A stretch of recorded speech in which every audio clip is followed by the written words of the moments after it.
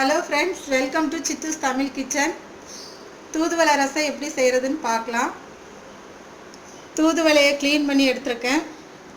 6 பல் பூண்டு, அரை ஸ்பூன் மிளகு, 1 ஸ்பூன் ஜீரகம், 1 ஸ்பூன் கொள்ளுப்பருப்பு, 1 ஸ்பூன் துவரம்பருப்பு, கருவேப்பிலை, கொத்தமல்லி தழை, இந்த அளவுக்கு புளி, 2 வரமிளகாய், 1 தக்காளி, உப்பு, பெருங்காயத்தூள், கடுகு, மஞ்சள் தூள், எண்ணெய். வாங்க வீடியோவில் போய் எப்படி செய்கிறேன்னு காட்டுறேன். ரசத்துக்கு அரைக்கிறதுக்கு ஃபஸ்ட்டு மிளகு, ஜீரகம், பருப்பு எடுத்துருக்கேன். இதை அரைச்சிட்டு பூண்டு அரைச்சிக்கலாம். அதுக்கப்புறம் தூதுவளை அரைச்சிட்டு லாஸ்ட்டாக இந்த தக்காளி போட்டு அரைச்சிக்கிறேன். அரைச்சிட்டு வந்து காட்டுறேன். தூதுவளை ரசம் வைக்கிறதுக்கு அடுப்பு பற்ற வச்சு கடாய் வச்சிட்டேன். தேவையான அளவு எண்ணெய் ஊற்றிருக்கேன். எண்ணெய் காஞ்சதும் கடுகு போட்டுக்கிறேன். கடுகு வெடிக்கட்டும்.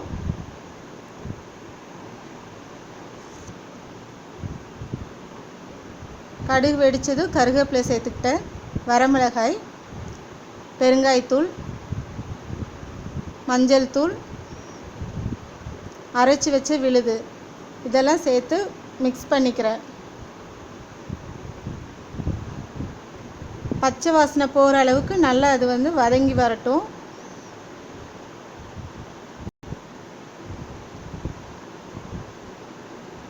இந்த ரசம் இருமல் சளியெல்லாம் போக்கிரும். ஹெல்த்துக்கு ரொம்ப நல்லது. கரைச்சி வச்ச புளியை சேர்த்துட்டேன். ரசத்துக்கு தேவையான உப்பு சேர்த்துட்டேன். கொத்தமல்லி தழை தூவிட்டேன்.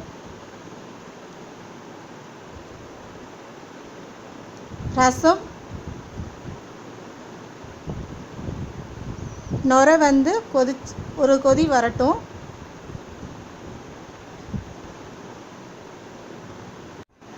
ரசம் நுரை கூட்டி கொதிக்க ஆரம்பிச்சிருச்சு.